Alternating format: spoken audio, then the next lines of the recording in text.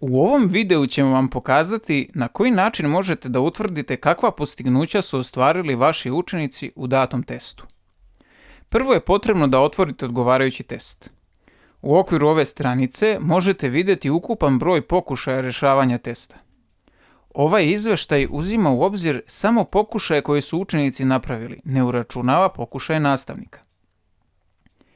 Da bi ostvarili uvid u ocene koje su učenici dobili, potrebno je da kliknete sa desne strane na ikonicu u obliku zupčanika, a zatim iz padajućeg menija izaberete opciju Rezultati.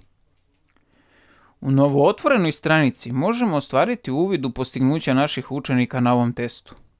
U okviru ove tabele sa leve strane se nalaze imena i prezimena učenika, vreme kada su započeli rešavanje, kada su završili i koliko dugo su rešavali test. Zatim vidimo ocenu koju su postigli i precizan prikaz svakog pitanja. Tačni odgovori su obeleženi zelenom bojom, netačni crvenom, a delimično tačni plavom. Klikom ispod imena učenika na link Pregledaj pokušaj možete da otvorite učenikov test i da precizno uvidite da li je i gde je učenik imao poteškoće u rešavanju i u savladavanju kog sadržaja mu je potrebna dodatna podrška. Na dnu možemo vidjeti grafički prikaz uspešnosti celokupnog odeljenja.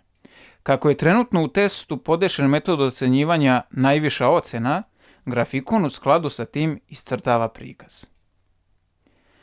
Ukoliko želite da test podesite da se može rešavati samo jednom od strane učenika, postupite na sljedeći način.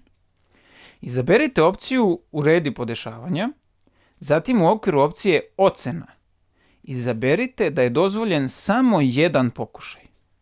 Nakon toga kliknite na dugme Sačuvaj i prikaži.